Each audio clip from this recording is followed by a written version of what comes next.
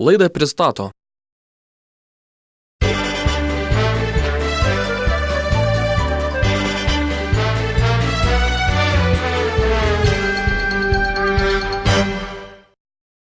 Sako, kad atlikus 100 žmonių sociologinę apklausą, į klausimą, kiek bus 10 kartų po 100 gramų, 97 respondentai atsakė, kad bus 1 litras. Ir tik 3 žmonės tepasakė, kad bus 1 kilogramas. Plačiau miestelio naujienas aptars Politikių klubas. Ar jūs žinote, kolegė, kas yra nostalgija? Na žinoma, tai yra tai, kai kažko pasiilgsti, ko nors seno, gero, savo, bet jau negrįžtamai praėjusio. Tai vat būtent. Kartais žmonės iš tos nostalgijos pridaro įvairiausių kvailysčių.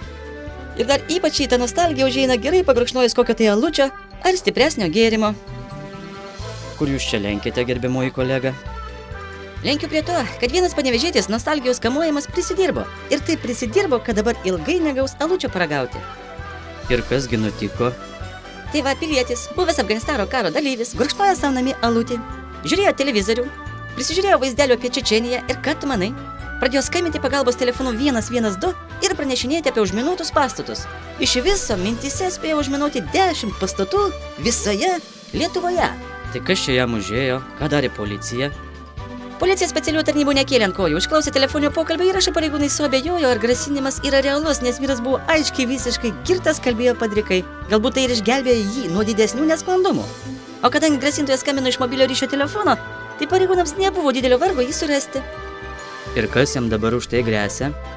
Vieni juokai, tik 300 litų bauda, bet va sugyventinė jam pagrasino nebeduosinti pinigų aloj. Štai kur visas blogumas. 300 tai nedaug. Štai pamenė Valinsko bajeris kainavo daugiau, net 15 000 litų. Aha, bet irgi kokia neteisybė. Vienam už 10 pastatų 300 litų bauda, o kažkam už vieną pastatą net 15 000 litų bauda.